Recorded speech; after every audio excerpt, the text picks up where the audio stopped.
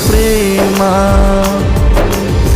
కల్వరిలోని ప్రేమ, మరణము కంటే బలమైన ప్రేమది, నన్ను గ్రహించే నీ ప్రేమ. మరణము కంటే బలమైన ప్రేమది, నన్ను జయించే నీ ప్రేమ.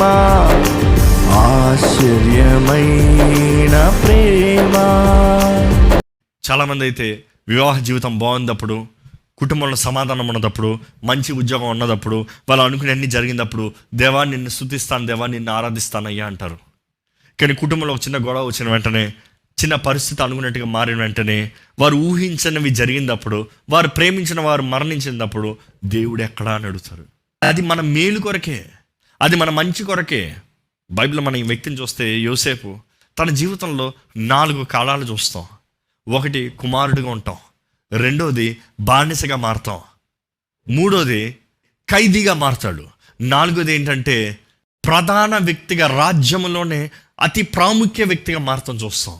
జీవితంలో ప్రతి ఒక్కరూ వ్యత్యాసమైన ఘటనలోకి వెళ్తామండి. ప్రతి ఘటనలో మనం జ్ఞాపకం చేసుకోవాలి, మన తోడు దేవుడు ఉన్నాడు, దేవుడు మనల్ని నడిపిస్తున్నాడు, దేవుడు మనల్ని భద్రపరుస్తున్నాడు.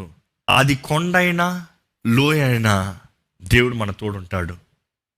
ఈరోజు మీకు సమృద్ధి ఉన్నా సమృద్ధి లేకపోయినాను దేవుడు మీ తోడున్నాడు అని మీరు నమ్మాలి. ఆయన ఆహ్వానించిన వారైతే ఆయన మీ తోడున్నాడండి. దేవుడు వాళ్ళని విడిచిపెట్టేశారేమో, లేకపోతే వారు దేవుని చిత్తంలో లేరేమో. ఇందా చెప్పిన రీతిగా ఏ ఘటమైనా సరే దేవుడు మన తోడున్న దేవుడు అండి. ఏ కాలమైనా సరే, ఏ పరిస్థితి అయినా దేవుడు మనల్ని విడువని దేవుడు.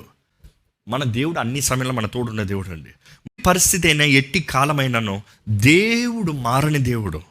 ఆయన ప్రేమ మారనిది, ఆయన వాగ్దానాలు మారనివి, ఆయన మనతో చేసిన నిబంధన మారని నిబంధన అండి. అంధకార పరిస్థితుల్లో నిరీక్షణ కలిగిన వారిగా ఉండండి.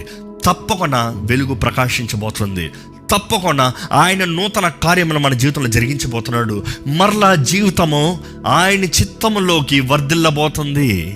కృతజ్ఞతతో, విశ్వాసముతో సర్వ అధికారి అయిన దేవుడు మన దేవుడిని నమ్ముతూ ఆయన ఆరాధించవలసిన బాధ్యత ఎంతగానో ఉందండి.